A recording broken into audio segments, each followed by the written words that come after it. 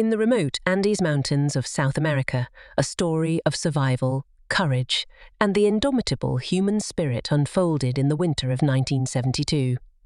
Flight 571, a Uruguayan Air Force Fairchild Flight 227, took off from Montevideo, Uruguay, on October 13th, with 45 passengers and crew on board. The flight was bound for Santiago, Chile, but what was supposed to be a routine journey turned into a harrowing tale of survival.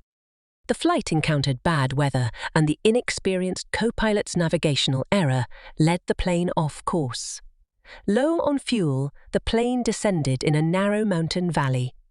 The passengers braced for impact as the plane crashed into the snow-covered Andes, creating a scene of devastation. Many on board were injured, and their ordeal was just beginning. With no hope of immediate rescue, the survivors faced a dire situation. They were in a desolate, freezing wilderness, miles from civilization. They had little food and only the wreckage of the plane to shelter them. The survivors soon realized that they were in a fight for their lives, and they would need to make some unimaginable choices to survive. As days turned into weeks, their meager supplies ran out. The passengers' initial optimism waned as they faced the grim reality of their predicament. There was no sign of rescue, and the survivors were forced to make a difficult decision. They would need to resort to cannibalism to stay alive. They started by eating the bodies of those who had not survived the crash. Despite the moral and emotional anguish they experienced, this gruesome act of survival was the only option available to them. The survivors demonstrated remarkable resilience, helping each other through this unimaginable ordeal. They rationed the meager food and maintained hope that rescue might still come. 2 months passed, and it became evident that no one was searching for the wreckage.